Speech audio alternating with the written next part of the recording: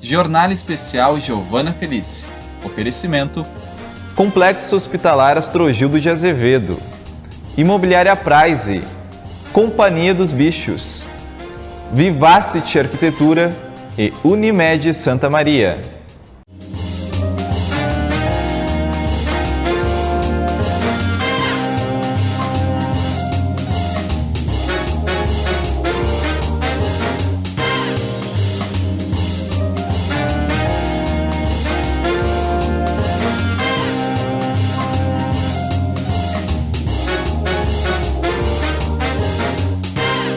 Olá! Periodicamente, o programa oportuniza a abertura do espaço para atualizarmos você sobre fatos que são de extrema relevância para a história local, regional e estadual. O Jornal Edição Especial está no ar. O programa de hoje traz a notável trajetória de 32 anos do ilustríssimo juiz criminal Dr. Ulisses Fonseca Lousada, com destaque sobre a sua magnânima contribuição para a história do direito no estado do Rio Grande do Sul. O Dr. Ulisses Fonseca Lousada é natural de Rio Grande, graduado em Ciências Jurídicas e Sociais pela Fundação Universidade Federal do Rio Grande. Mestre em Educação pela Universidade Federal de Santa Maria, a caminho do doutorado. Comanda o Centro de Referência em Estudos sobre Educação e Formação Humana no Sistema Penitenciário Brasileiro, certificado pela UFSM-CNPq. É professor adjunto do Departamento de Direito da Universidade Federal de Santa Maria, onde ministra aulas de Direito Penal e Processo Penal. É escritor, pesquisador, conferencista. O nosso entrevistado é juiz de direito do estado do Rio Grande do Sul, exercendo a magistratura na primeira vara de Santa Maria, onde já atuou como diretor do fórum por 3 gestões. Comanda a vara de execuções, sendo responsável pela região central. Na trajetória profissional e acadêmica, segue as trilhas da educação, com a lupa no sistema penitenciário brasileiro atual, trazendo essa temática para debate, que é essencial e que o mobiliza como pesquisador e como cidadão comprometido com a humanização. Quero dar as boas-vindas ao ilustríssimo juiz, Dr. Ulisses Fonseca Lousada, e expressar a grande honra em recepcioná-lo aqui em nossos estúdios. Seja muito bem-vindo. Eu que agradeço, Giovana, é um prazer imenso, em primeiro lugar, te ver, né? Ver que tu está bem, o teu programa está maravilhoso. E pela vez primeira a gente conversar um pouco a respeito dessa caminhada, embora tu já tenha feito um resumo de tudo, né? Exatamente, um grande resumo. Pouco até me falta para completar o que tu relatou, mas o importante de tudo isso exatamente é essa relação, né? Nós já nos conhecemos há algum tempo. Exato. Desde os bancos acadêmicos, né, eu tive da esse FADISMA, privilégio, né? De tê-lo como meu mestre. Eu converso mais do que... Mas o importante é a fala que a gente tem, né? Com certeza. E desde a primeira vez que eu te conheci, sempre foi uma satisfação bastante grande. E eu vi o teu lado humano que tu tem, esse lado também de comunicação, que é uma coisa bastante importante hoje, né? Mas principalmente a forma como tu trata as pessoas pelas quais tu conversa, tu traz aqui no teu programa, que já é uma referência aqui em Santa Maria. Então, para mim, efetivamente, é uma satisfação muito grande, novamente, estar contigo e conversar contigo. Muito obrigada pelas suas palavras, vindo de você, é realmente uma grande honra, né? E a sua presença enobrece o nosso programa. E hoje, doutor, queremos ser o veículo condutor da sua história inspiradora. Queremos informar sobre o seu protagonismo no cenário jurídico, que reúne a magistratura, a docência e a literatura. Então, vamos começar pela magistratura. Quais fatores o impulsionaram para a magistratura? Eu, como todo e qualquer piada da época, né, a gente não tinha o que hoje as pessoas têm, né, celular, tablet. Talvez a gente fosse um pouco mais feliz, né? Então, como eu sempre gostei muito de futebol, uma vida mais simples. Era uma vida mais tranquila, né? Sim. Talvez mais proveitosa, né, eu diria assim, num sentido de saúde. E a minha mais saudável, né? E a minha cidade é uma cidade plana, né? As pessoas não acreditam quando eu falo, mas ela é uma cidade que ela está a 1,5 m acima do nível do mar. Não, mas não pode, mas realmente ela, tanto que quando nós éramos crianças, eu e meus irmãos, a gente brincava, ficava cavando assim, e encontrava água, né? Porque ela é uma cidade plana, então a gente caminhava muito e pescava e jogava muito futebol. Então a pretensão de tudo que era menino era ser jogador de futebol, e a visão que eu tinha na época, né? Eu joguei em alguns times fora lá da nossa região e até do estado. E a ideia que tinha, porque eu sempre também gostei de ler, sempre gostei de ler, é uma satisfação para mim, assim, é uma coisa muito, muito pessoal, eu me satisfaço com a leitura, né? Já sabemos disso. E realmente eu gosto, o futebol e leitura para mim, elas me fazem bem. A leitura faz parte da sua vida. Faz, eu leio tudo, né? O pessoal até mexe comigo, que eu leio até rótulo de papel higiênico, eu leio tudo, eu tenho um vício por leitura, e ela me satisfaz, talvez eu seja uma pessoa muito curiosa, né? Sim, e aí acaba indo além. Exatamente, ainda mais numa época que a gente não tinha esses recursos que nós temos hoje, né? Então eu pensava em estudar e jogar e talvez ser um professor de educação física, né? Isso aconteceu, eu fui e me formei na época no ensino, que na época era o ginasial, né? E fiz vestibular para educação física, fiz no IPA, que tinha em Porto Alegre, que na época era, vamos dizer assim, a referência, né? No segmento. No segmento. E fui e só fiquei faltando uma das provas, que era a prova prática, né? E eu tive a infelicidade ou a felicidade de me lesionar. E foi bem na época do meu aniversário, né? E eu me lembro que eu fiquei muito chateado porque eu não pude realizar. Sim. E aí eu conversando com meu pai e tal, e ele já com uma sapiência assim de talvez vendo o futuro, né? E me disse, não, quem sabe tu faz um vestibular para direito. Eu achei, não, mas direito eu realmente não quero, eu vejo vocês todos aí, né? Desde a época do meu avô, porque quando eu era pequeno, eu ia na casa do meu avô ele tinha uma oratória muito boa, ele era um advogado, se chamava antigamente rábula, né? Ele não tinha um curso jurídico, mas como ele é uma pessoa que tinha uma oratória muito boa, uma retórica muito boa, era uma pessoa muito benquista na cidade, né? Então a Ordem dos Advogados do Brasil conferia para determinadas pessoas que tinham esses recursos poderem também advogar. E ele advogava em júri, então ele se preparava. E eu desde pequeno eu via já essa manifestação cultural dele, né? E com o tempo eu via minha mãe se formou também na URGS, né? Em Direito, ela era professora estadual, mas se formou também em Direito.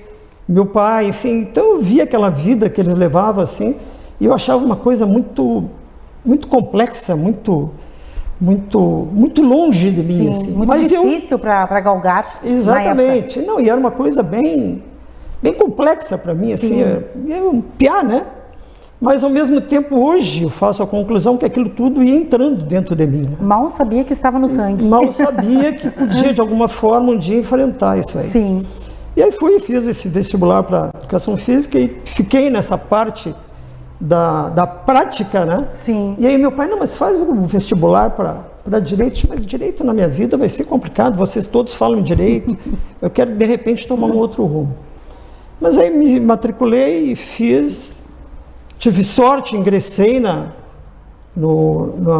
universidade lá, federal, no direito. Sorte ou inteligência?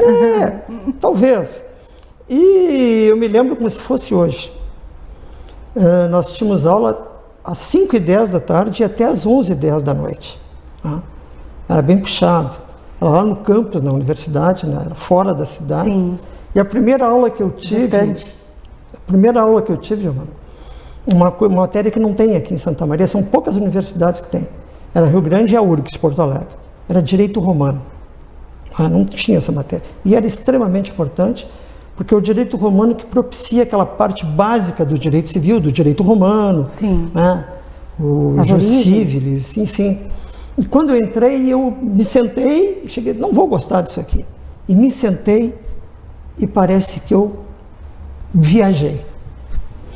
porque entrou uma professora de Direito Romano que foi uma das professoras que marcou a minha vida, né?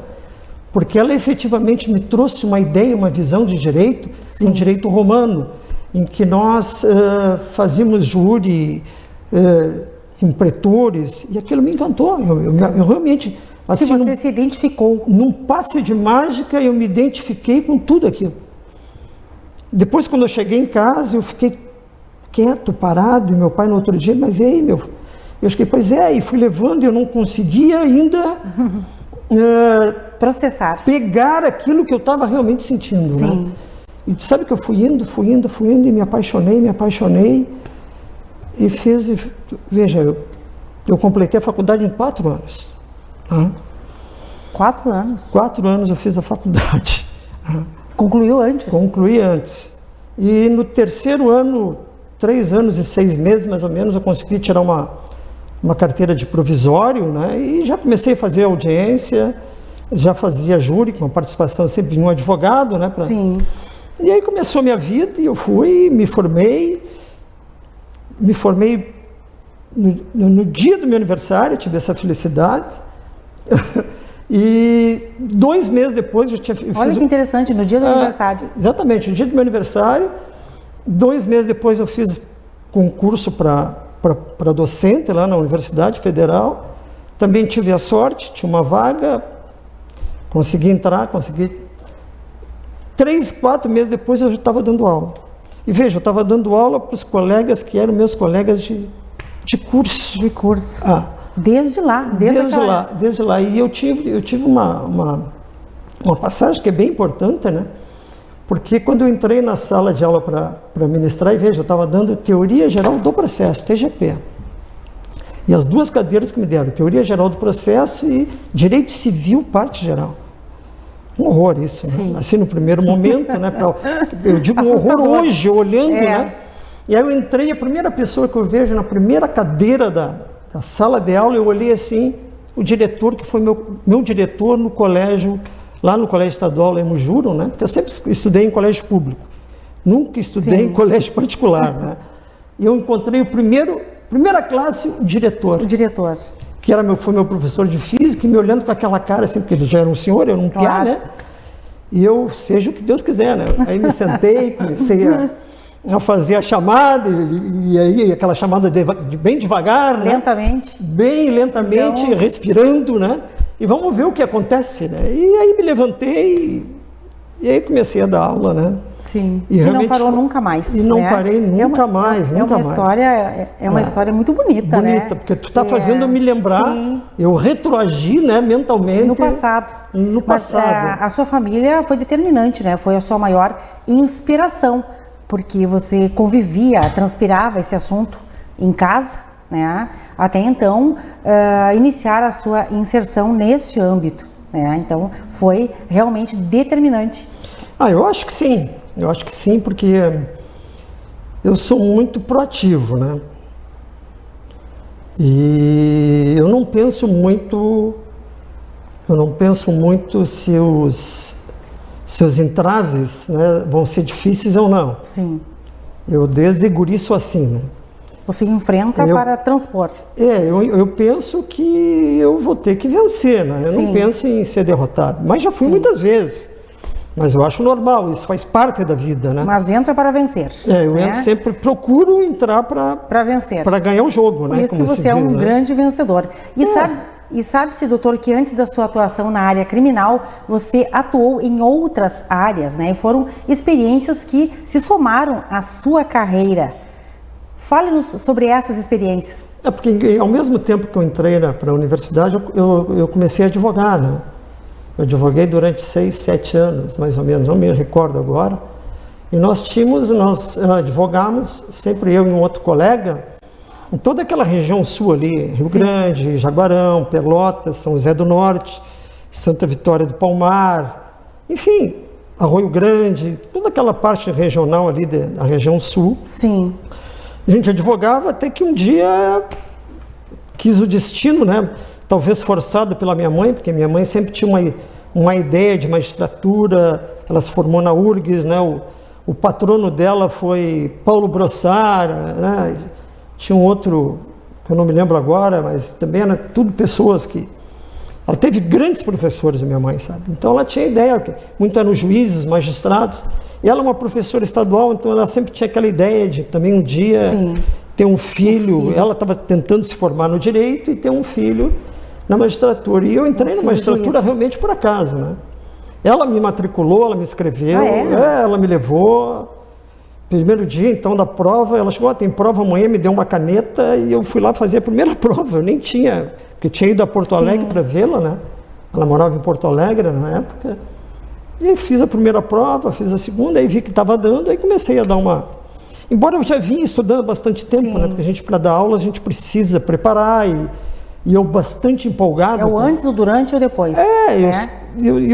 Eu realmente apaixonado pelo direito, né? Sim. E a gente advogava em todas as áreas, né, do conhecimento. E dos 32 anos de carreira, doutor, você exerceu em Santa Maria, né? 26 anos desses 32 anos.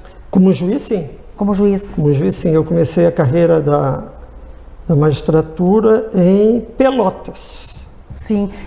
Inclusive, eu fiz um levantamento das cidades onde você atuou para informar a quem nos acompanha neste momento. Pelotas, então, Rio Grande, Santa Vitória do Palmar, Canguçu, Santo Augusto, Campo Novo, Coronel Bicaco, Três Passos, São Pedro do Sul, Cacequi e Santa Maria, é claro, né? Que Cacequi agora é pela vara da PEC, né? Na verdade, você chegou em Santa Maria já cumprindo um grande percurso pelo estado, podemos dizer, de sul a norte, e se estabeleceu no centro, né? Chegou ao centro e ficou em Santa Maria. Que bom para nós. Porque as pessoas às vezes não têm essa noção, né, Giovana? Porque acredito que muitas pessoas me perguntam, né? Tu já veio direto de Santa Maria? Não, eu fiz um percurso pelo Rio Grande, eu fiz todo o percurso. Um percurso real. Quando era entrância inicial, né? Primeira entrância, segunda entrância, terceira entrância, eu fiz todo esse percurso, né? Mas eu comecei como juiz substituto em Pelotas, aí depois eu fui para Rio Grande, eu fui juiz em Rio Grande durante 10 meses, né? Vara do júri em Rio Grande, aí depois fui classificado para Santo Augusto, e aí depois Coronel Bicaco, Campo Novo, passei por Três Passos, depois fui para Canguçu, Santa Vitória do Palmar, e aí vim para Santa Maria. E em várias dessas comarcas você exercia a função de diretor do fórum. Porque essas comarcas menores nós tínhamos, continuam tendo, né? Uma jurisdição geral, né? Então nós fazíamos tudo que é matéria, enfrentarmos a competência do juiz dessas comarcas menores, né? Uma competência, é um juiz judicial. Então ele enfrenta todas as questões, até inclusive na época mais ainda, né? Envolvendo o direito do trabalho, justiça federal, porque é quase que vamos dizer, uma clínica geral. Clínica geral. Eu hoje tenho uma noção diferente, sabe? Eu acho que a nossa carreira ela deveria ser diferente. Ela deveria exatamente ser o contrário. Mas isso é uma discussão para um outro dia, uma outra hora. Um outro momento. E certamente que você se deparou com muitas diferenças regionais também, né? Com certeza. Isso é fundamental, né? Porque isso, principalmente a nível criminal, a nível de júri, então, é fundamental. É fundamental. A colonização é impressionante, né? Impressionante, se é a colonização alemã, italiana, sem qualquer tipo de discriminação. Isso é dos costumes das pessoas, né? Sim, com certeza. Mas a visão, as leituras realmente são diferentes das sociedades todas, né? Isso é bom para o juiz também, para ter um pouco mais de base. É um aprendizado. É um aprendizado, com certeza. Doutor Ulisses, você já realizou mais de 50 mil audiências durante a trajetória da magistratura. Em 2013, você assumiu o maior caso do judiciário gaúcho, o caso Kiss, que teve uma repercussão internacional. Como você descreve uma experiência dessa dimensão e responsabilidade? Uma coisa que faz algum tempo que eu já não penso nisso, né? Mas já pensou muito?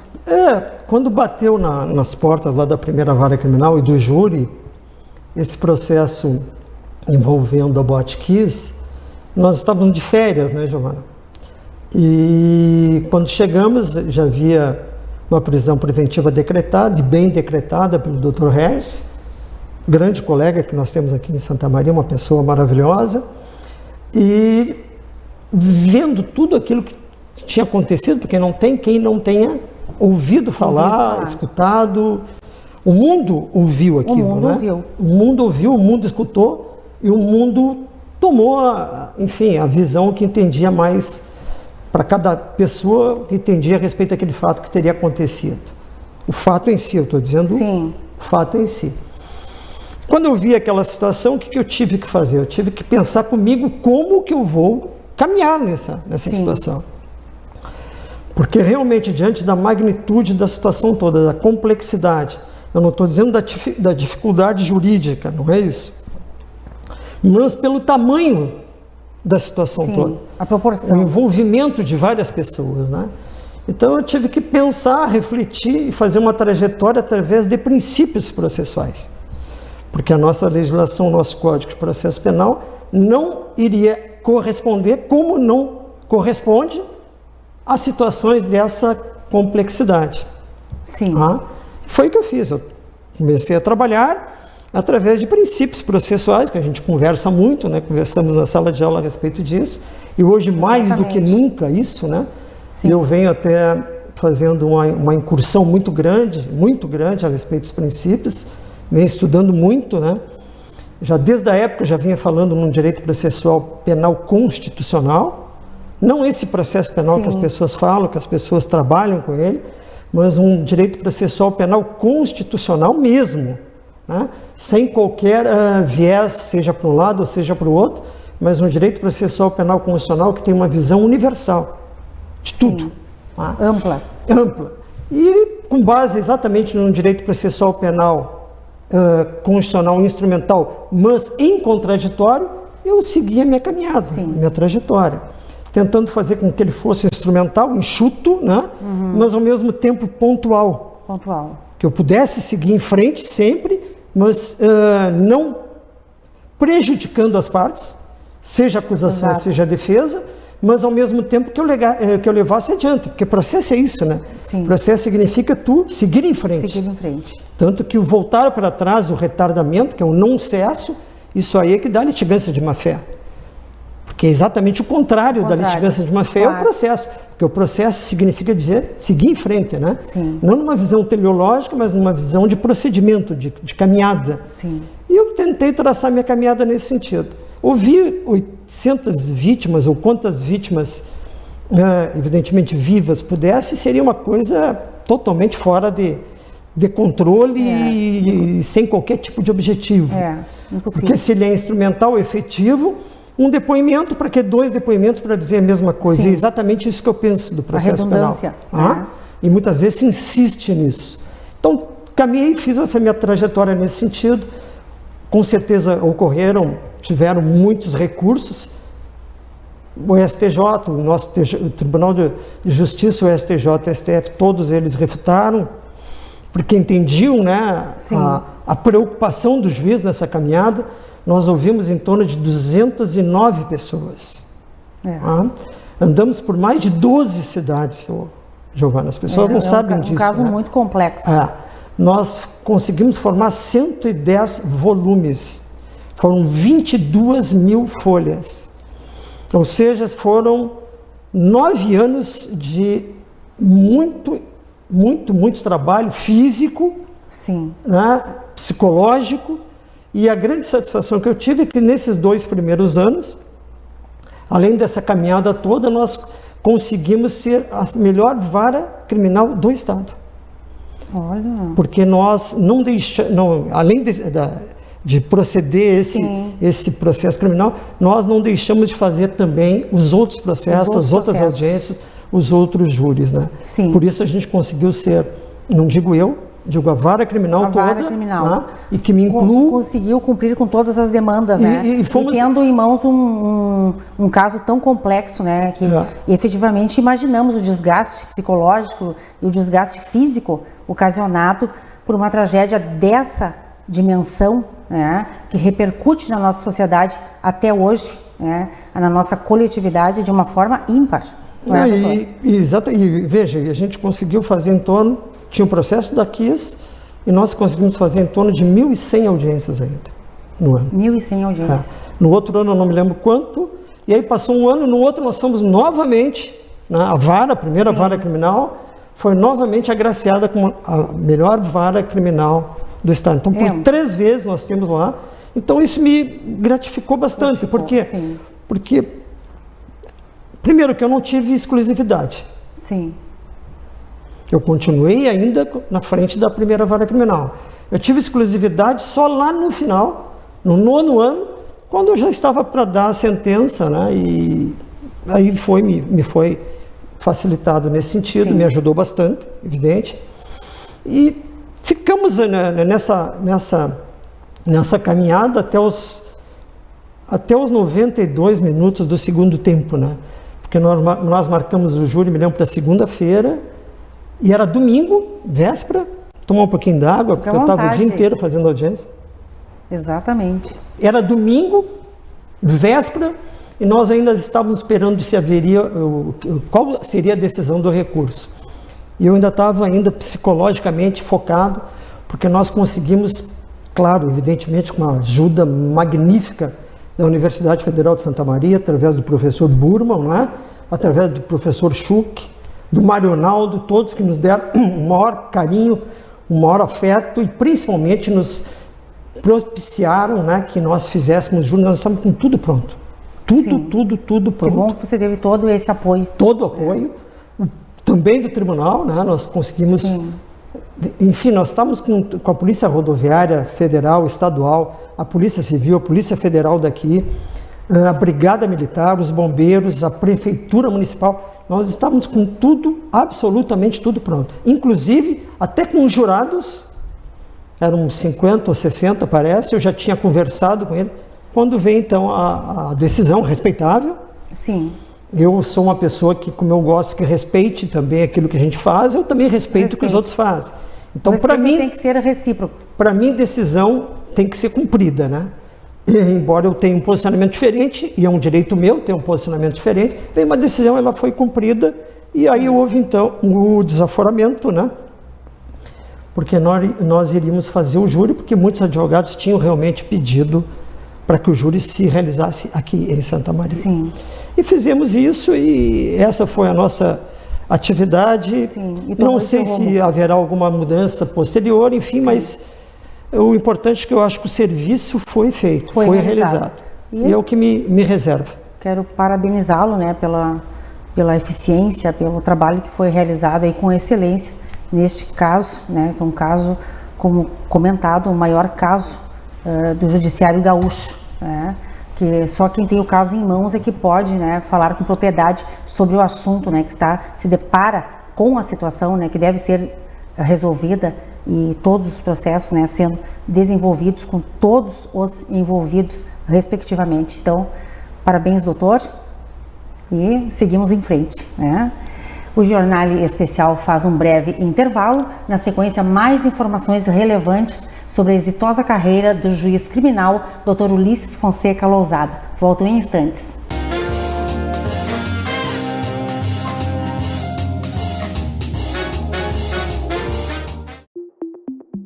Complexo Hospitalar Astrogildo de Azevedo. Centro de referência em saúde no interior do Rio Grande do Sul. Uma estrutura que integra o Hospital Astrogildo de Azevedo, a Policlínica Provedor Wilson Aita e o Hospital Alcides Brum, reunindo uma equipe multiprofissional e equipamentos de tecnologia de ponta para ser referência em múltiplas especialidades.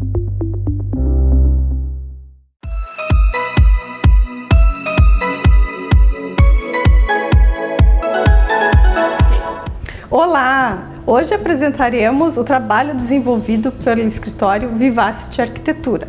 E quem dá vida a esses projetos somos nós, as arquitetas Carla e Briane. Convidamos a todos a acompanharem o programa e conhecerem um pouco mais do nosso trabalho.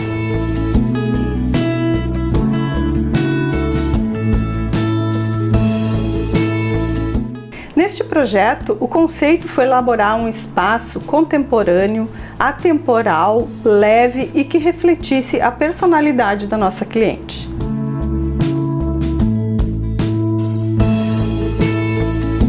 Nesta parede destaque da cabeceira, usamos um elemento considerado clássico, um boiserie.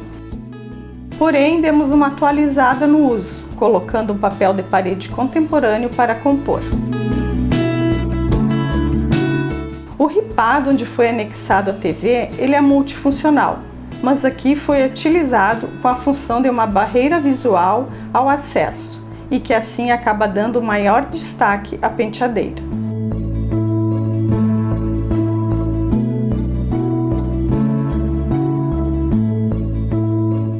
Nesta parede onde encontra-se a escrivaninha, ela cumpre duas funções, o espaço de estudo e armazenamento, aonde a nossa cliente usa para fazer as suas makes e os seus posts que ela ama fazer.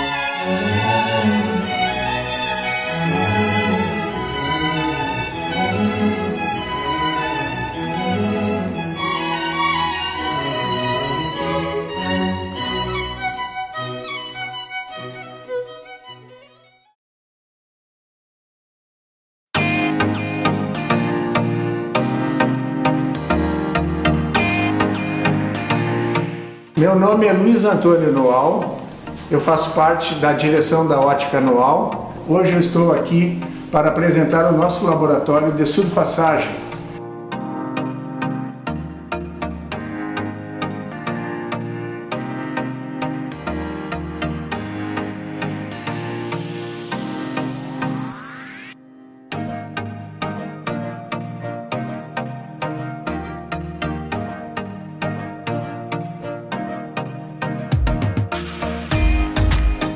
Um laboratório totalmente digital.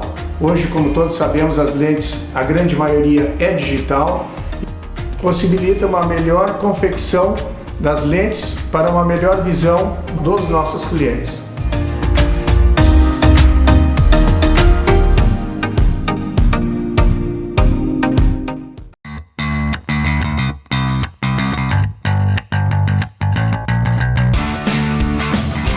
O Patronato Shopping é sua escolha certa em maquinário.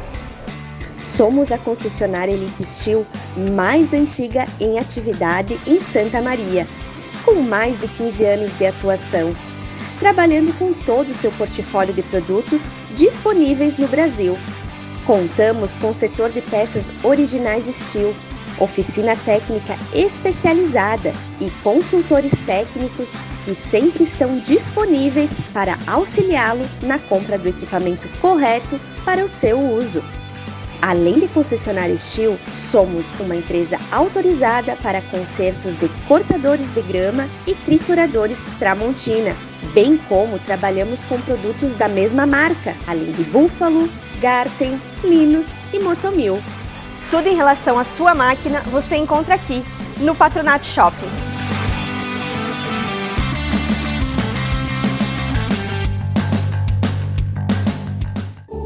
Por que você se cuida? Para viver aquele horizonte que faz bem aos olhos e ao seu coração? Para abraçar forte um dos amores da sua vida? Para mostrar que o tempo não apaga o seu talento? Para sentir a emoção na pele? Para tocar o paraíso ou fazer nada ao lado de quem é tudo? Cuidar da gente é uma das coisas mais importantes da nossa vida. É o que nós da Unimed sempre fazemos. Cuidamos do Chico, da Cláudia, cuidamos de todos a cada dia melhor, com os braços abertos para a medicina do futuro, para preservar o bem mais precioso, que é a sua saúde. E quer saber? A gente ama fazer isso, cuidar bem de ti, todos os dias, há 50 anos. Eu tô tão feliz, é o lugar que eu confio. Lá tem de tudo que os meus pais precisam, pra eu ficar mais feliz e lindão. Eu tô tão feliz, é o lugar que eu confio, pra agradar o seu melhor amigo. Eu tô tão feliz, é o lugar que eu confio. Eu tô tão feliz, eu vou na Cia dos Bichos. Ai, assim é demais.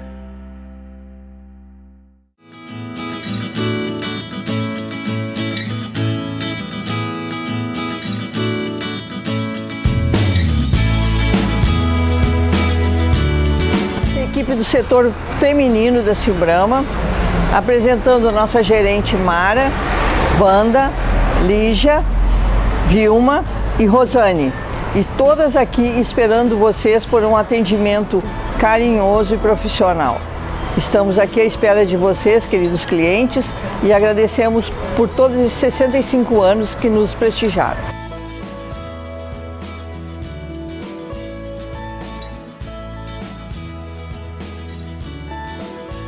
Essa é a nossa equipe do setor masculino, Cleo e Gatti, que estará aqui esperando pelos nossos clientes com um atendimento atencioso e profissional.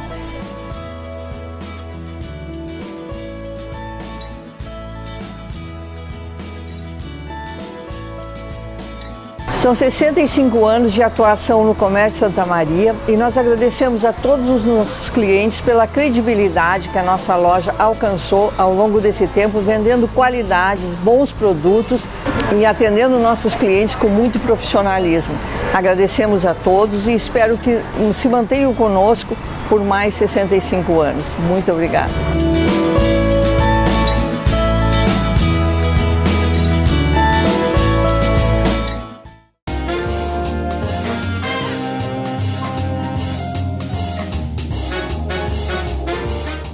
Você está assistindo Jornal Especial Giovana Felice. Apoio Patronato Shopping, Carniceria Del Fuego, Casa Lar Ambientes, Luz da Lua, Ecnosom, instalação de som e alarmes, Inbuilt e Posto de Molas Favarim. Para você que está nos acompanhando agora, hoje o assunto é a relevante atuação no magistrado no estado do Rio Grande do Sul, do juiz criminal Dr. Ulisses Fonseca Lousada. Doutor, Santa Maria é uma vara regional de execução criminal que abrange 11 presídios, distribuídos em várias cidades.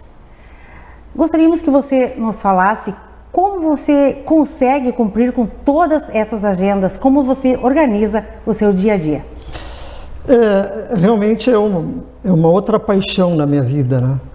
Quando houve esse desaforamento da KISS, né? Sim. E a minha natureza ela é muito proativa, eu sei disso. E eu tive que começar a pensar o que vamos fazer, alguma coisa nós temos que incrementar, a gente tem que seguir, né? Evoluir cada vez mais. Eu gosto muito do termo assim da palavra caminhar, sabe? Eu acho que a gente tem que caminhar. Eu me lembro porque eu fiz um mestrado a respeito de ressocialização, né? Sim. Em que eu fazia a pergunta se a ressocialização era uma realidade ou era uma utopia, né? Sim. E eu sei que depois nós vamos conversar a respeito disso e a minha fala foi sempre no sentido de quando a gente busca o horizonte, a gente vai indo e o horizonte vai indo embora e a gente vai correndo em busca dele, ele vai embora e aí a pergunta, poxa, tu está indo em direção ao horizonte cada vez que tu vai ele mais se afasta, e por que tu está indo? Por que tu está caminhando? Exatamente por isso, para caminhar. Acho que a gente sempre tem que caminhar, né? Ir para frente, Sim. seguir, comer. E isso aí me propiciona à medida em que o titular da VEC regional é o doutor Leandro, né? O doutor Leandro está no tribunal agora, e aí abriu essa possibilidade, eu ingressei ali como juiz substituto da VEC e me apaixonei com a VEC. Me apaixonei porque eu já trabalhei muito com VEC, né? Não especificamente a respeito da VEC, mas já trabalhei muito com a VEC, desde a época que eu era advogado e depois também com juiz, todas as comarcas pelas quais passei, e mais ainda quando se trata de uma VEC regional, em que eu comecei a visitar e comecei a visitar e vi uma realidade assim, que antes já tinha visto, né? Porque quando eu fiz o meu mestrado, faz uns 22, 23 anos, e eu fiz uma proposta, eu fiz uma pergunta, né? Sim. Se a ressocialização era possível ou não, e eu fiz essa investigação. E quando eu fiz essa investigação, eu vi que realmente a ressocialização, não quero me adiantar, mas ao mesmo tempo já fazendo um link, né? A minha pergunta era se a ressocialização, da forma como ela se apresentava, se ela era uma realidade ou não. Ou era uma ficção, ou era uma fantasia, né? E eu verifiquei que não era uma realidade. Que não existia uma ressocialização, isso há 22 anos atrás, 22 anos atrás, não sei bem, não me lembro bem agora. Que não era uma realidade, mas era uma utopia, que não existia isso. E que talvez uma proposta poderia ser através da educação. Já deixei um link para o doutorado, né? E me fui embora, porque eu não tive tempo mais, com essas minhas atividades todas, com jurisdição, enfim, eu não tive tempo mais para investigar, para fazer uma pesquisa em cima disso, né?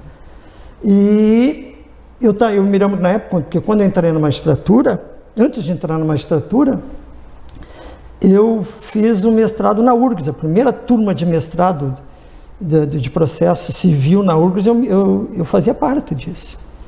E eu não consegui encerrar exatamente porque eu passei no concurso da magistratura e não me permitiu mais, porque eu tive que rodar o Rio Grande, né? Sim. E aí tinha muito trabalho pela frente? Não tinha como, porque eu comecei tipo beduíno do direito, um cigano, de comarca em comarca, e eu tinha que ficar em Porto Alegre. Realmente lá a turma de processo civil era uma turma muito, muito, muito dedicada. Foi a primeira turma de processo civil, primeira turma de mestrado no Estado, né? E tinha professores maravilhosos, assim, Clóvis do Couto Silva, o Adroaldo Furtado Fabrício, que depois era até meu orientador, inclusive foi até presidente do Tribunal de Justiça, enfim. Então era muito puxado, eu não tinha como conciliar as duas atividades. Então eu deixei, não completei o mestrado. Sim. E veja, era teoria geral do processo. Teve que fazer opções. Processo civil, fiz opções. E quando eu fiz essa dissertação agora, eu também tive que deixar. Sim. Porque em razão dessa minha atividade jurisdicional. Fazer opções, mais uma vez. E quando eu vim para cá, cheguei aqui, já fiz concurso para a Universidade Federal. Sim. Santa Maria também tive sorte, consegui ingressar. Então eu já tinha duas atividades que não me permitiam, mas aí eu fiz e consegui concluir esse mestrado, né, a respeito de presídio penitenciário, e deixei esse tempo todo esperando. Então quando surgiu a oportunidade agora das VECs, começou a me surgir todas aquelas, como se tivesse ficado numa Winchester dentro de mim. Sim. Né, e começou a borbulhar tudo aquilo que eu tinha pesquisado. E comecei agora a pensar também, vem cá, mas e a educação? A educação, ela pode ou não existir dentro dos presídios? E eu tenho viajado bastante, né? Sim, até nesses 11 presídios todos nossos aqui, e verificando exatamente o que acontece. Porque uma coisa que tem que ficar muito clara, Giovana, para todo mundo, e isso eu venho falando até dentro, na sala de aula principalmente, as pessoas que de alguma forma ou de outra elas se desviam das normas reguladoras, elas praticam uma conduta antinormativa, ou seja, cometem um delito, efetivamente elas têm que pagar por isso. Pagar por isso. Pagar no sentido de o verbo não, mas vamos dizer assim, a fala das pessoas que estão presas, né? Sim. Eu vou lá e pago. É como se tu fosse na venda, tu comprou um objeto, tu tem que pagar. É o vocabulário utilizado. Tu tem que pagar. Então as pessoas, existem regras, as regras têm que existir, as normas elas estão aí para serem cumpridas. Para serem cumpridas. Isso é fato. A pessoa cometeu um delito, a pessoa tem que pagar, seja quem for. Seja quem for, cometeu um delito, tem que pagar, porque as regras são fundamentais para que as pessoas consigam viver uma vida de relação. Não tem como tu viver, Eu até me debato com o Zaffaroni quando ele faz aquelas alusões dele, nós temos, porque ele é um abolicionista, né? Ele disse, nós temos que acabar com o Código Penal, o Código de Processo Penal, abolir tudo e voltar a estaca zero. Como assim? Isso é um absurdo, com todo respeito, né? É um absurdo porque isso aí é novamente voltar o quê? Eu sou Deus e a partir de mim, a partir do zero, vamos começar tudo. Aí é só mudar de mão o bastão. Exato. Com todo respeito, estou falando cientificamente, né? Nada contra uma visão científica. A pessoa maravilhosa que é o Zaffaroni, mas eu discordo nesse sentido, porque eu acho que as normas, as regras, elas têm que existir sim.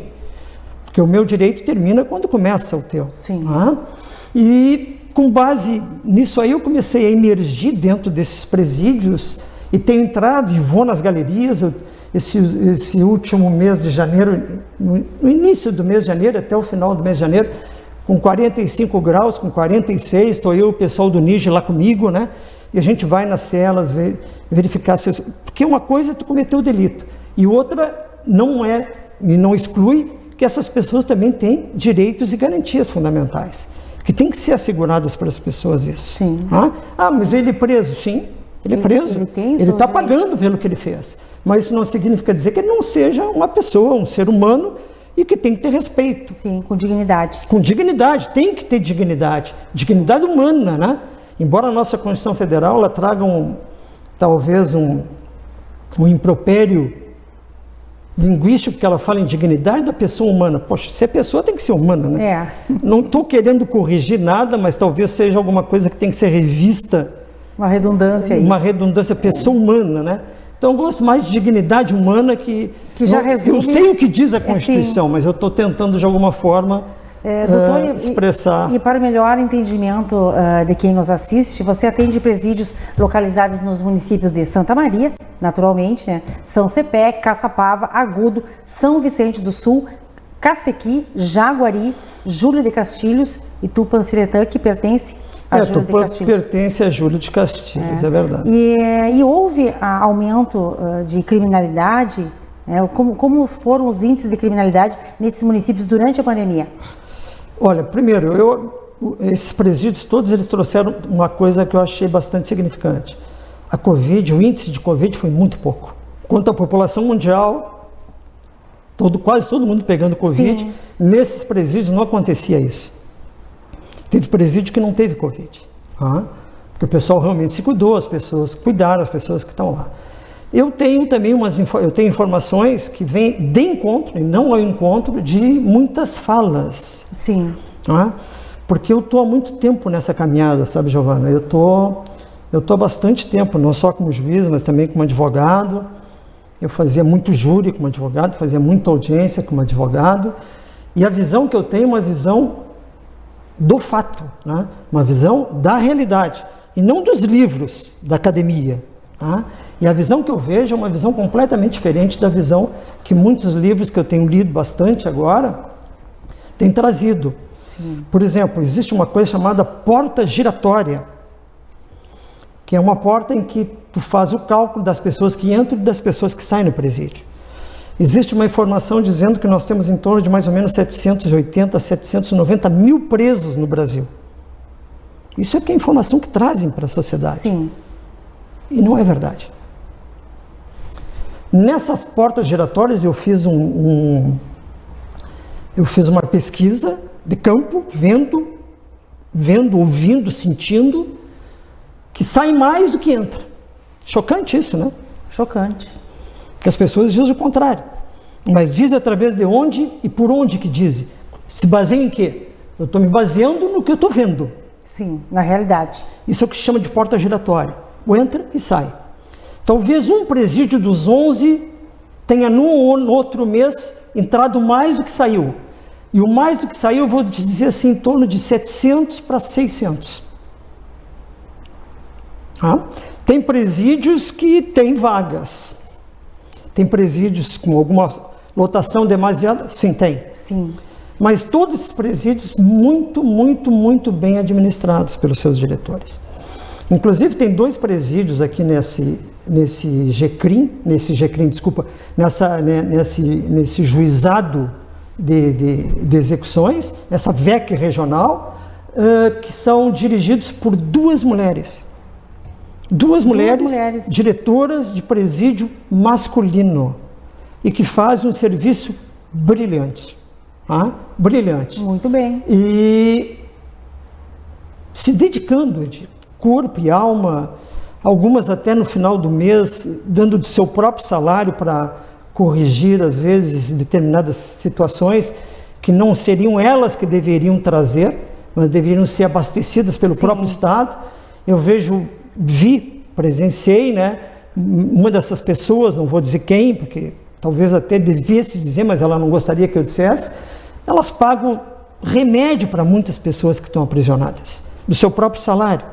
Né? Às vezes uma panela de pressão que está faltando. É uma informação que as pessoas desconhecem. Desconhecem isso. Né? Isso é dignidade da pessoa.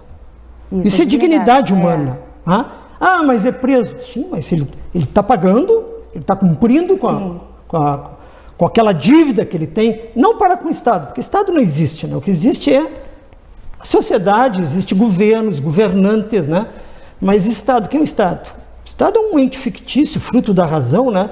Da nossa imaginação, que muitas vezes a gente diz que o culpado é o Estado, até para desviar determinadas situações. Mas o Estado não pode ser culpado de nada, né?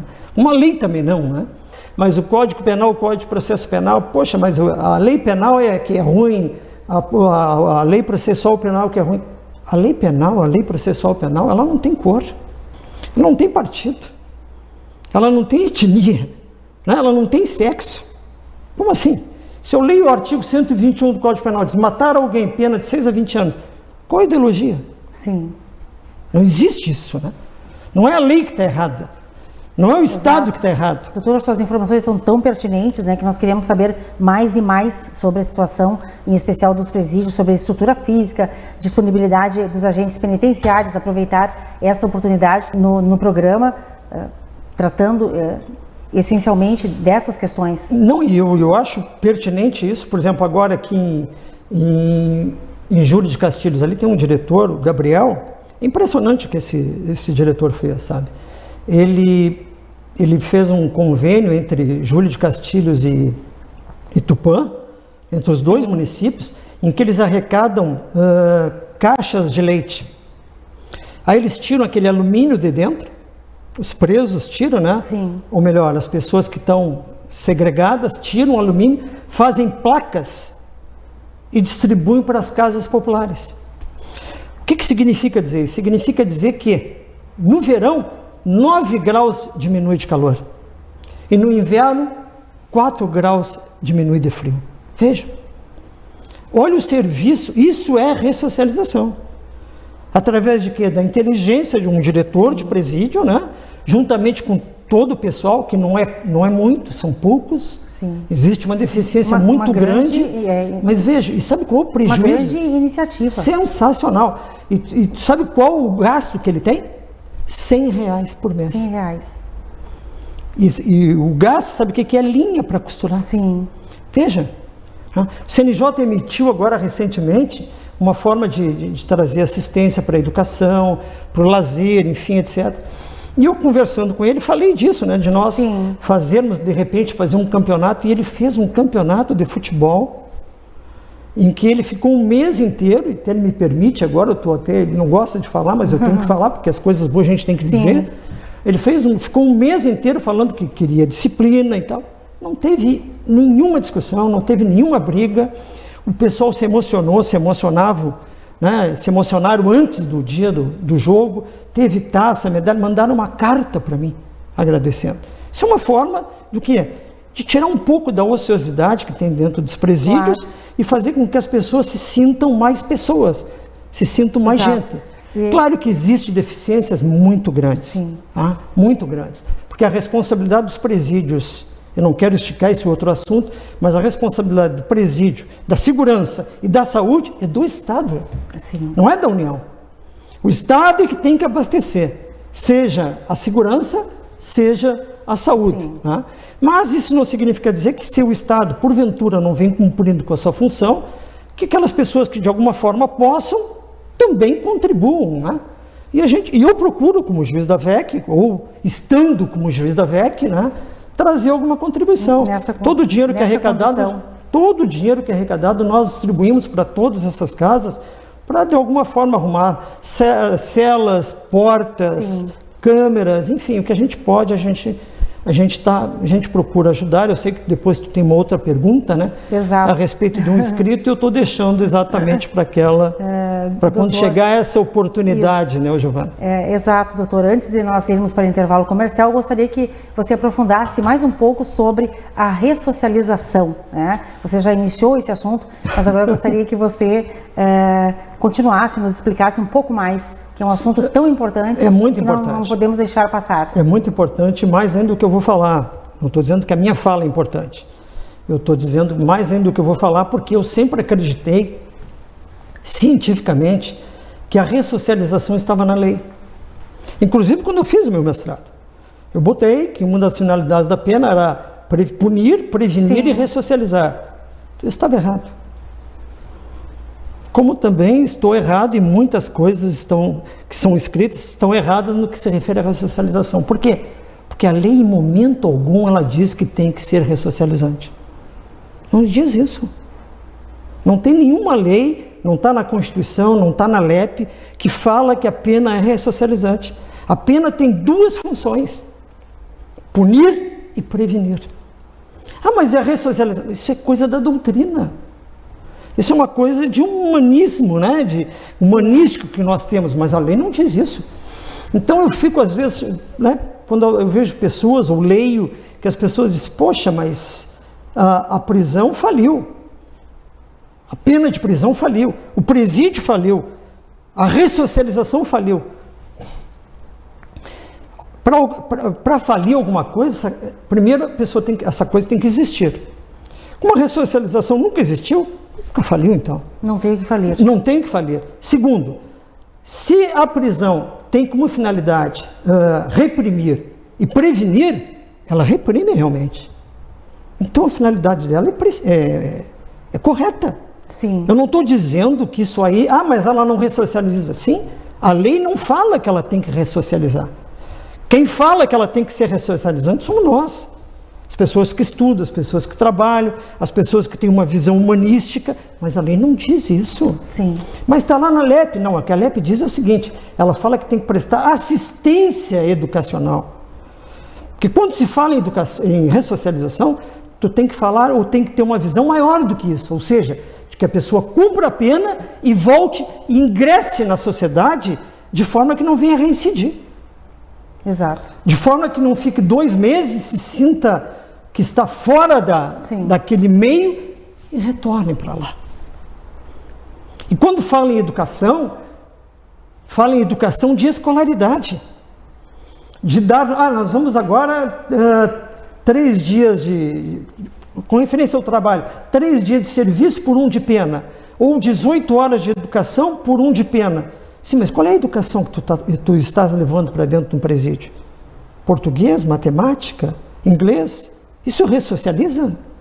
Alguém que já foi alfabetizado, que já teve português, inglês, matemática, tu vai repetir isso para ele? Se quando tu deu a primeira vez não adiantou, o que adianta tu repetir? O que adianta a segunda vez? Sim. Não é?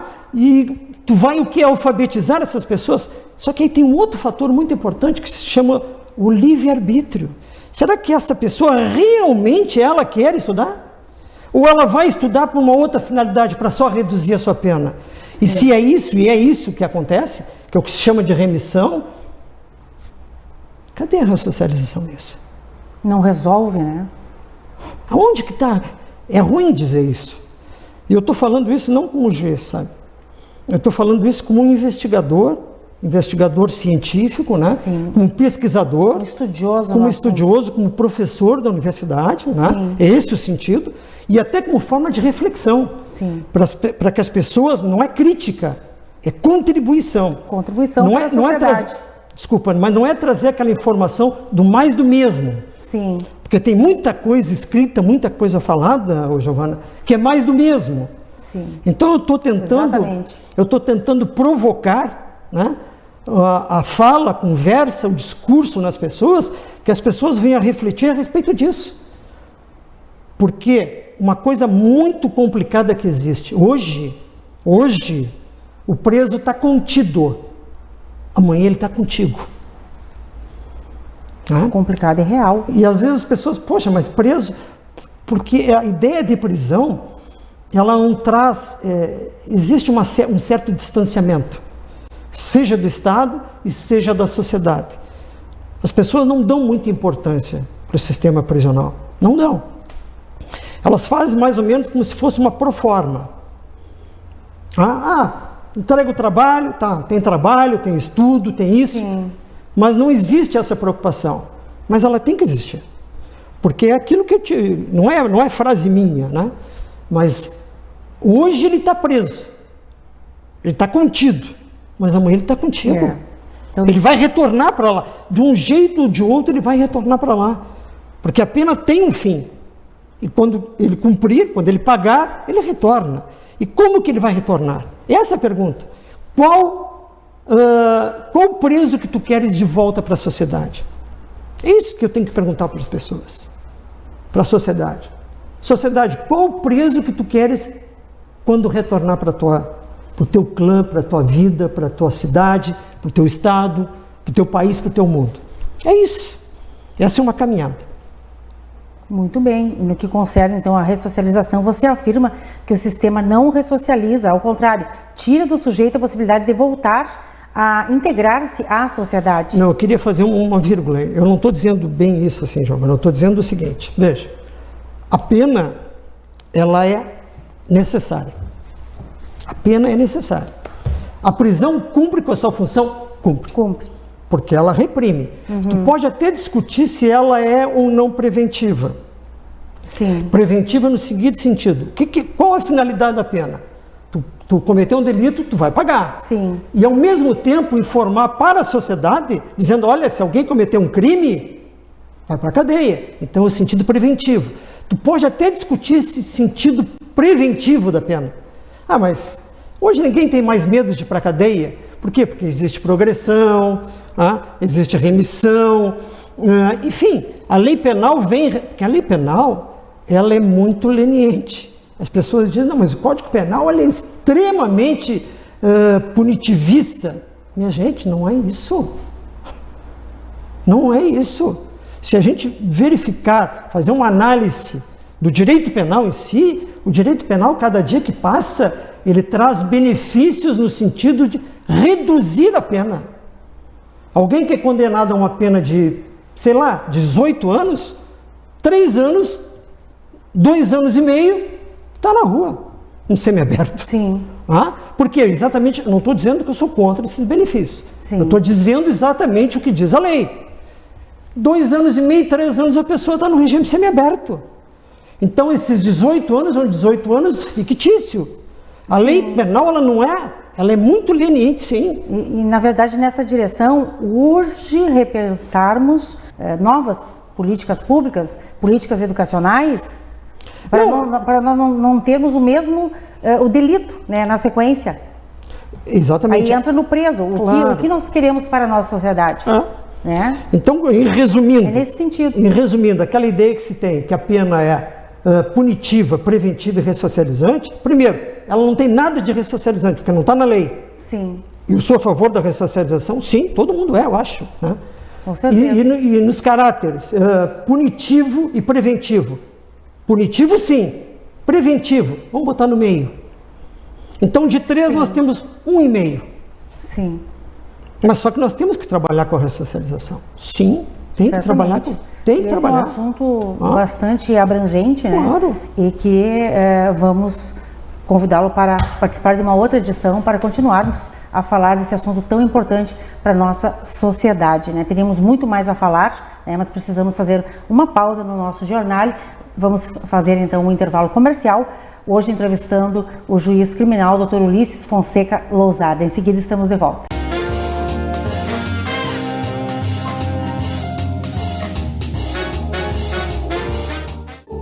Por que você se cuida?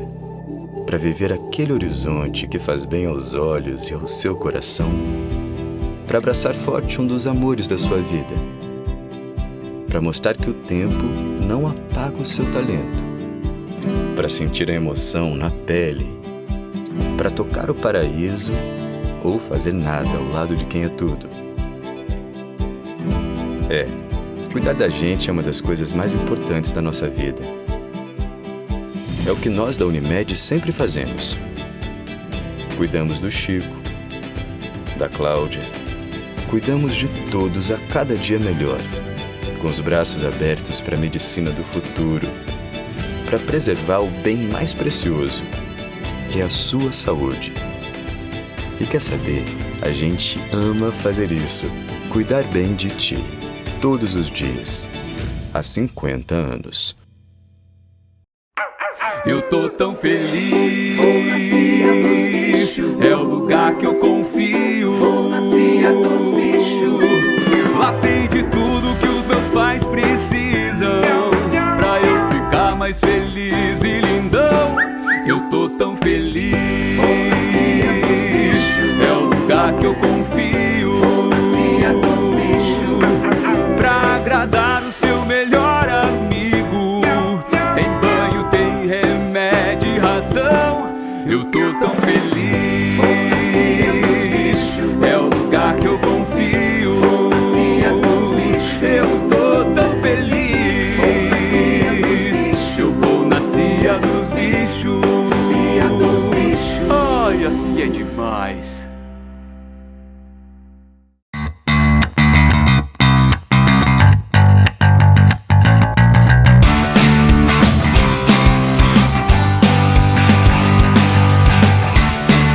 Sejam bem-vindos à Carniceria Del Fuego. Oferecemos o melhor da gastronomia, sempre entregando muita qualidade e sabor em cada prato que servimos. Temos um time que vai te receber com atendimento cordial, acolhedor e prestativo em um ambiente que é muito versátil. Se tu quer limpar tua barra num jantar romântico, a gente tem até vela. Mas, se a coisa for um aniversário, pode chamar a tua turma, faz a reserva que nós juntamos as mesas em um espaço só para vocês. Se é domingo de almoço em família e você não quer cozinhar, nós te entregamos o melhor churrasco e a área Kids para a criançada, acompanhado daquele chopp trincando. Agora, se o papo é sério e é reunião de negócios, faz a tua reserva que garantimos um espaço mais reservado e um atendimento exclusivo. Se você tem um evento maior, pode ser a confraternização da empresa ou a festa da formatura, conversa com a gente. Podemos reservar todo o nosso salão superior e preparar um cardápio exclusivo. São 60 lugares disponíveis para realizar a tua confraternização. O melhor de tudo isso é que nós estamos abertos todos os dias, ao meio-dia e de noite. Vem pra Carniceria, aqui a comida é muito boa, sem frescura, o ambiente é caloroso, o chopp é gelado e o rock and roll é o rei.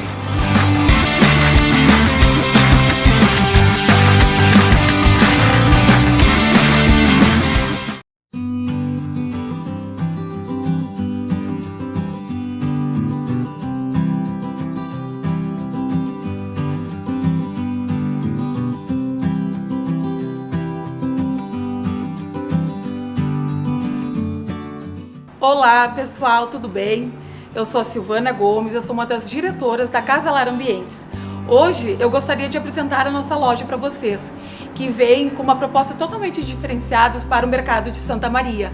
A nossa loja trabalha com móveis soltos e planejados, trabalhamos com projetistas, arquitetos, temos uma equipe muito qualificada para dar a melhor consultoria para vocês.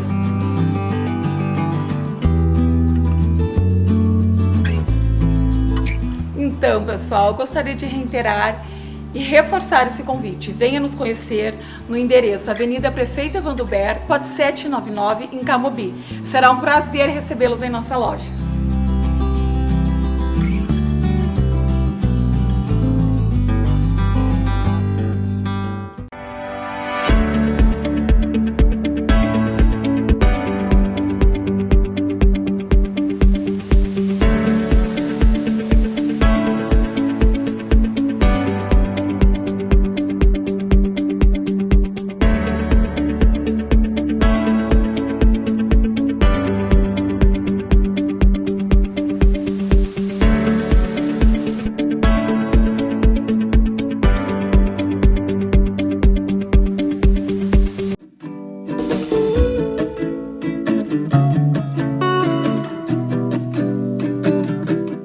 Olá, eu sou Rochelle Oliveira, uma das diretoras das empresas Shelly Mavi. Nós somos uma empresa familiar com mais ou menos 40 anos de mercado. Trabalhamos com um mix de calçados, todos voltados ao conforto, elegância e qualidade. Santa Maria e região está rica nessa necessidade. Então eu convido todos vocês para vir conhecer as marcas pioneiras que nós trabalhamos. Agora, além de atender todo o nosso público feminino, nós temos uma linha masculina. Então, vocês homens que procuram tênis confortáveis de qualidade para a saúde dos seus pés, vocês vão encontrar nas nossas lojas Shelly Mavi. Nós temos 2 endereços estrategicamente localizados no centro de Santa Maria.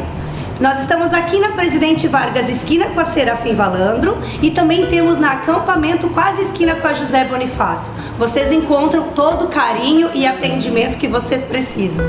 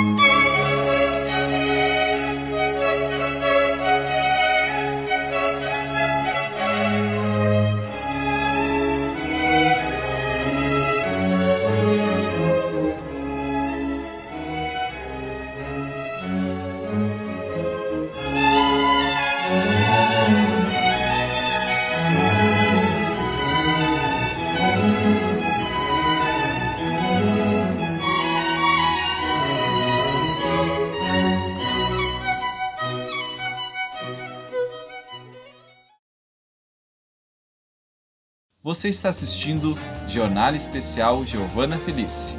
Apoio Acessórios e Looks em Pilau. Cibrama, Ótica Noal. Sul Contábil, Assessoria Empresarial e Shelly Mavi.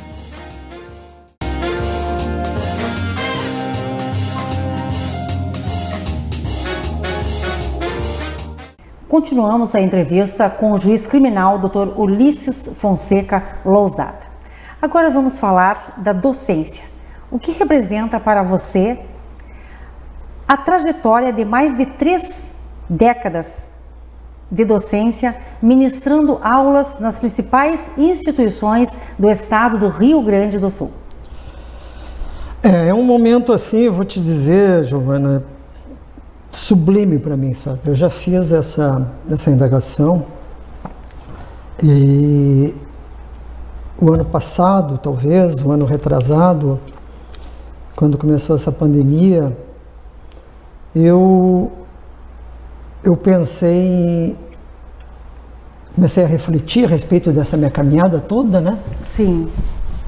Enfim, a vida da gente, porque é importante às vezes tu parar um pouco para pensar. Bela caminhada, né, doutor? E é importante às vezes tu parar um pouco para pensar, porque é o que não está ocorrendo ultimamente, né?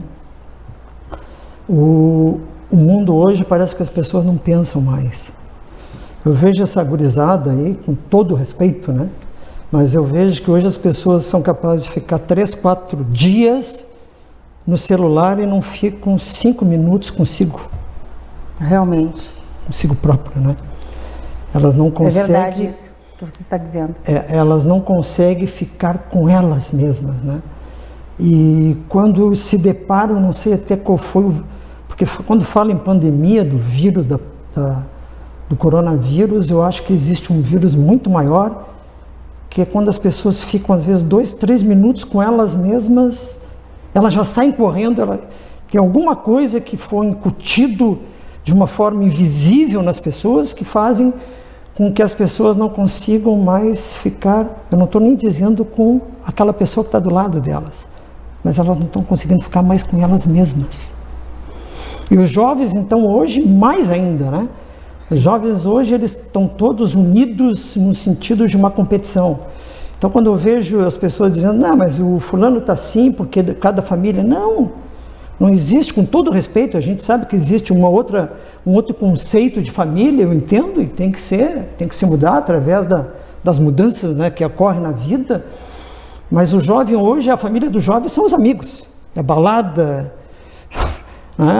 é as festinhas... entra em casa, cumprimenta o pai para pedir dinheiro ou para... Isso é mundial o que está acontecendo com as pessoas, né? Infelizmente. Então a culpa não é dos pais. Primeiro que nunca foi dos pais, porque todo mundo tem livre-arbítrio, né? Tu ensina, mas chega um ponto que se a pessoa não quer, não adianta. Não tem mais o que fazer. E a verdade é tão grande que às vezes tu tem uma família com 4 filhos, 3 dão certo e 1 não dá. Por quê? Se o pai e a mãe tiveram a mesma educação, mostra exatamente o livre-arbítrio, né? Sim. Aquela pessoa que ela teve tudo e se desviou daquilo tudo. Seja na classe alta, média, baixa, que eu acho um absurdo de classes, né? Sim, mas em qualquer patamar. Em qualquer patamar que tu coloque, é isso que se vê, né? As pessoas, por mais que tu ensine, mas o exemplo, e tu dá exemplo, e as pessoas parecem que querem até desafiar o teu exemplo. Às vezes até o contrário. O tiro sai exatamente pela culatra, né? Então hoje está muito difícil, hoje tu pensar, tu refletir. Tá? E quando eu falo a respeito do cárcere, é o outro livro que eu vou escrever, porque esse livro aí, na verdade, eu escrevi, mas eu vou falar depois, mas nesse outro livro que eu estou fazendo já, ou tentando escrever algumas coisinhas, eu venho falando que o pior cárcere que tem não é o cárcere físico, mas é o cárcere mental. As pessoas hoje, elas não são mais proprietárias da chave da porta das suas emoções. Sim. Elas não têm mais controle sobre as suas emoções. É o cárcere psicológico.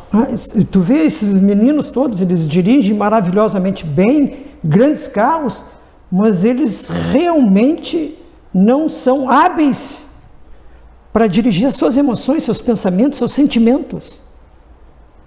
E isso a gente tem visto, sabe? Eu tenho visto muito isso.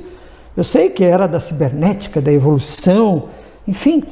Então a gente tem que começar a pensar isso. E eu penso, graças a Deus eu continuo pensando.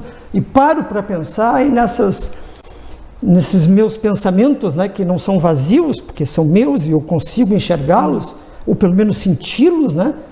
Eu fiz uma análise da minha caminhada e hoje, eu não sou juiz. Eu estou juiz, sabe?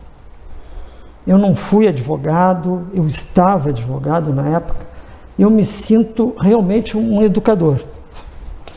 Eu me orgulho muito disso, porque foi a coisa que eu mais fiz na minha vida. Sim. De alguma forma educar, transmitir alguma coisa. Não grandes conhecimentos que eu nunca tive, mas alguma experiência vivida, sabe? Isso me faz me lembrar até do Aristóteles, porque veja, o Aristóteles há 838 anos antes de Cristo, né? Ele dizia que o homem, na verdade, ele para se realizar, mais ou menos isso, né?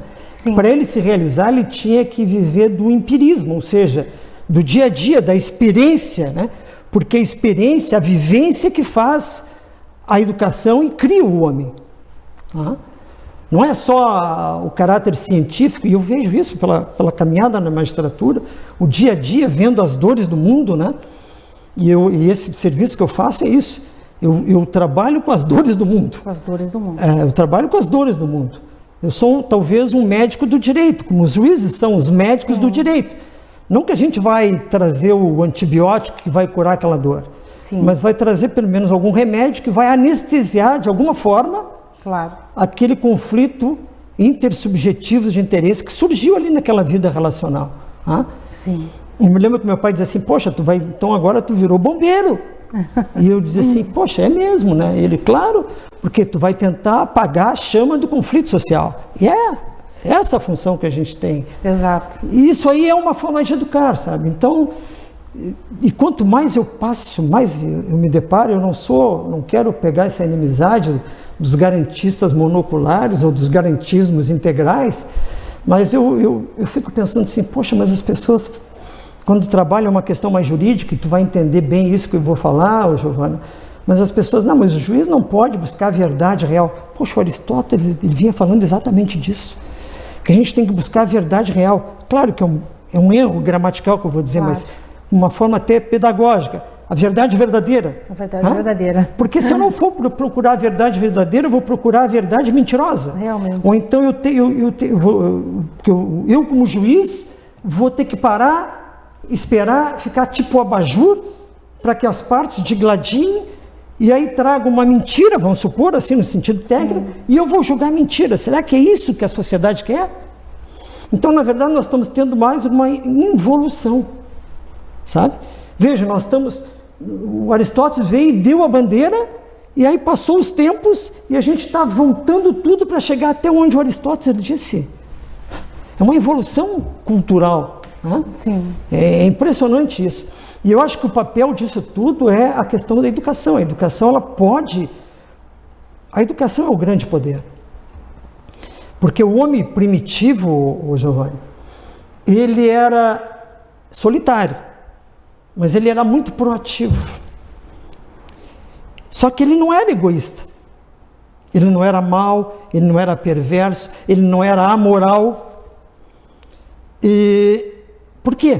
Porque ele veio antes disso. Ele veio antes do capitalismo, ele veio antes do comunismo, ele veio antes do egoísmo. Sim. Isso faz me relembrar as suas aulas. Ele veio antes de tudo isso. Ele só começou a ser isso por quê? Porque tudo isso que existe, que traz todos esses conflitos, eles são posteriores ao ser humano. Só que as pessoas não pensam nisso. Não pensam nessa situação, que esses conflitos todos que existem, porque o homem realmente, eu tenho que concordar às vezes com Maquiavel, quando ele diz que o homem é o lobo do homem, né? E que o homem, por nascença, ele é mau, ele é ruim, E aí eu penso num dos meus filhos, que eu me lembro, coisa de criança, né? Que ele era pequenininho, tinha 2 anos, foi lá, quando nasceu outro, ele queria botar o dedo no olho do outro. Claro que não tinha maldade, mas aquilo vinha inato do ser humano. Vem inato. Então, o que acontece? Quando a pessoa nasce, ela começa a se educar. Ou começa a educá-la.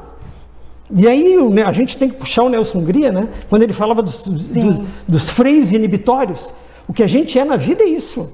Essa nossa vivência, nós vamos aprendendo a reprimir esse sentimento primitivo.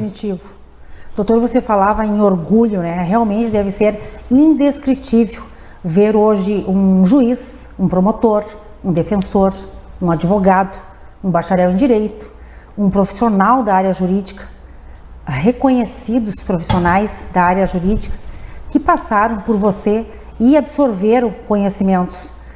Profissionais bem-sucedidos na área jurídica que você ajudou, contribuiu para todo esse sucesso. Isso não tem preço, não é verdade? Eu não digo que ensinei, né? Mas eu trouxe algumas conversas, algumas falas para que a gente refletisse, né? E eu acho que é fundamental isso. Eu acho que mais do que o diálogo, né, nós temos que propiciar que aquelas pessoas que estão conosco, né, que elas também participem da conversa. Sim. Diz que o maior educador foi Jesus, e foi mesmo, né? Porque a pedagogia que ele empregava, não estou falando nada de religião. Não é nada de religião. Sim. Se existiu a figura de Jesus, ele foi um grande pedagogo. Ele foi um grande professor. Porque ele trazia fala e fazia com que as pessoas refletissem a respeito daquilo ali. Né? Que as pessoas pensassem a respeito daquilo. Eu não quero que ninguém adira aquilo que eu estou falando, que adira a minha vontade, não. Eu quero que as pessoas pensem, reflitam, que assim como existe o pró, existe o contra, existe uma terceira via, uma quarta, enfim. As pessoas têm que refletir, elas têm que ter a noção de tudo que existe a respeito daquilo, para que então elas escolham o seu caminho e que sigam o seu pensar. Né? Muito bem, doutor. Agora então vamos dar o devido destaque para esta importante obra que você lançou recentemente e que eu tive a honra de receber um exemplar autografado. Muito obrigada. Doutor, qual o objetivo de escrever este livro e qual o teor desta obra, Desalgemando o Sistema Ressocializador, Clamor à Educação?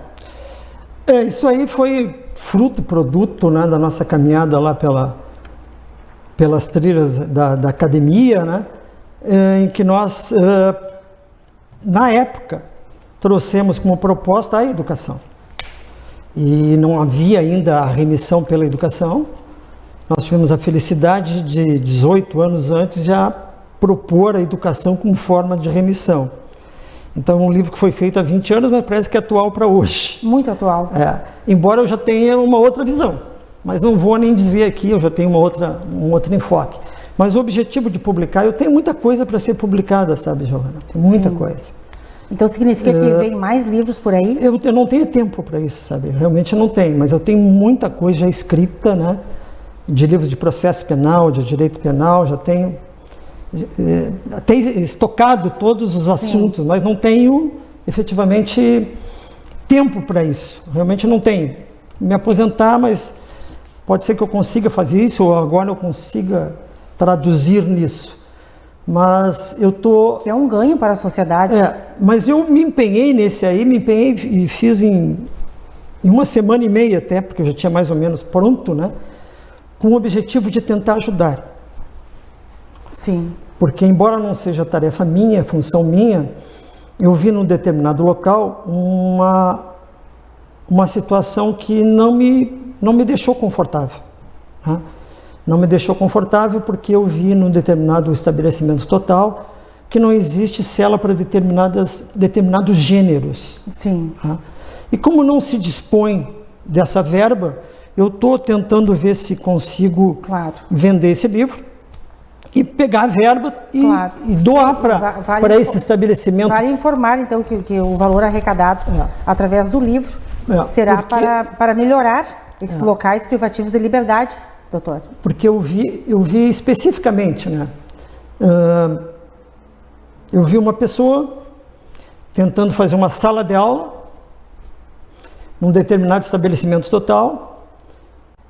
Veja, a pessoa queria fazer uma sala de aula e não tinha, e não tem condições. Não é que ela não tem condições. O local, o estabelecimento total não tem condições de dar o material. Permite. Não tem, ela não tem tijolo, não tem cimento. Sim. Então eu quero ver se reverto isso, porque eu acho magnífico uma sala de aula.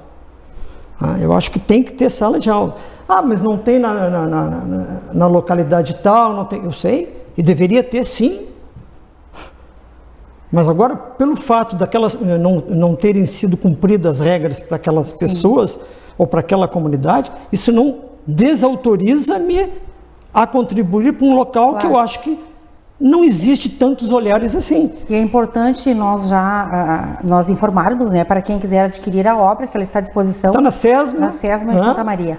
E o dinheiro vai ser retirado, a verba da edição que foi gasto, né? Sim. E o dinheiro todo vai ser destinado exclusivamente como forma de doação, né, de repasse, para que essa pessoa realmente possa ter naquele estabelecimento a sala de aula, para então aí, se quiser, para que os presos, se assim o quiserem, que possam não estudar. Porque o percentual de presos que estão estudando no Brasil todo, assim, de uma forma bem geral, sim, é 13% só. 13%. Né? Doutor, como leitora, se você me permite, né, quando eu iniciei a ler os depoimentos dos detentos, eu realmente fiquei chocada. É muito forte nos depararmos com essa dura realidade.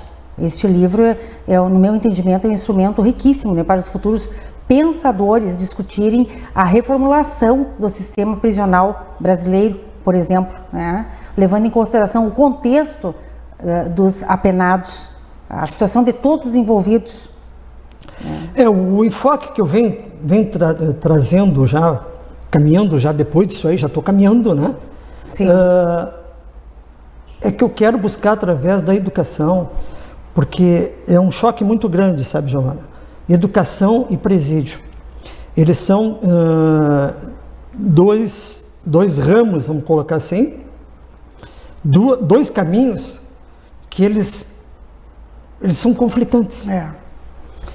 Porque a prisão, a finalidade é a repressão. Eles são contrários, né? A repressão. Antagônicos. E a educação é a liberdade. É a liberdade. Eu pego Paulo Freire, as pessoas, talvez alguma pessoa que esteja me ouvindo agora, mas eu pego Paulo Freire, né? E o Paulo Freire fala em quê? Libertação. Ele fala em libertação. Educação é libertação. Não posso trazer um caráter educativo senão através da liberdade, do conhecimento, dos direitos humanos. Então eu pretendo trazer uma fala exatamente entre educação, direito e direitos humanos. Sim. Porque eu quero exatamente fazer com que esses dois institutos, ao invés de eles serem conflitantes, que eles se juntem. Se juntem os dois. Sim. Que a prisão ela cumpra com a sua função, com seu papel, mas não prejudique a educação.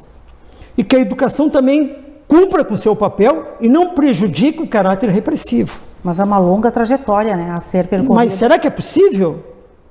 Talvez eu tenha uma proposta. Então vamos aguardar a sua proposta aí, quem sabe nas próximas edições. Exatamente. E o programa continua à sua disposição para conversar sobre este assunto tão relevante. Parabéns pela sua grandiosa colaboração através das suas obras, né? Já podemos dizer assim. Dr. Ulisses Fonseca Lousada, o Jornal Edição Especial está chegando ao fim. Quero cumprimentá-lo pela sua impecável trajetória percorrida nas instituições judiciárias do Estado do Rio Grande do Sul. Agradecer a condição de mestre incansável do saber jurídico, né? Bem como por transformar em literatura a sua intransferível experiência profissional e pessoal. Um exemplo a ser seguido. Eu que agradeço, Giovana. Sempre que precisar, nós estamos à disposição, né? Eu sei que a minha vida é um pouco agitada, né? Deveras. Deveras agitada, porque eu durmo pouco, né? Eu durmo 4 horas por dia, 4 horas e meia. É muito pouco, doutor. Mas para mim me satisfaz, eu gosto muito de ler, então me levanto cedo sempre para ler, mas isso aí às vezes me desgasta bastante, né? No final do dia, às vezes eu estou um pouco cansado, mas sempre estaria à disposição do teu programa, ou de qualquer pessoa que de alguma forma queira conversar, né? A respeito do direito, numa forma científica, da educação, numa forma científica, e procurando ajudar. E gostaria que realmente, Giovana, que as pessoas pensassem mais, sabe? Eu acho que é importante que os jovens se dessem conta da importância que eles são para o futuro, não só aqui de Santa Maria, mas, né, do nosso país, do mundo. Né? Do mundo, exatamente. Porque eles são exatamente as pessoas, eles serão os bagageiros do amanhã. Né? Mas que vão dar continuidade, né? Dão continuidade, começar a pensar, será que realmente essa situação toda que nós estamos vivendo, essa desconexão das pessoas, elas com elas mesmas, vai nos começar levar... a pensar nessa responsabilidade. Né? E às vezes o marido com a mulher, né? O vovô com a vovó, às vezes até o vovô com a vovó tá um no celular e outro no outro. Aí um bota no celular, vamos jantar, convidando a vovó. Será que é por aí? Será que esse é o caminho? É. Vamos deixar essa reflexão. Né? Agradeço então, doutor, a sua respeitável presença aqui em nossos estúdios, a sua disponibilidade e por nos conceder esta valiosa entrevista para o jornal. Foi um imenso prazer recebê-lo aqui e volte sempre. Muito obrigado, eu agradeço. Estamos encerrando esta edição especial do jornal que contou na íntegra com a participação do ilustríssimo juiz criminal Dr. Ulisses Fonseca Lousada. Obrigada pela sua audiência e pela sua indispensável companhia. Obrigada aos nossos patrocinadores e apoiadores. Até a próxima edição.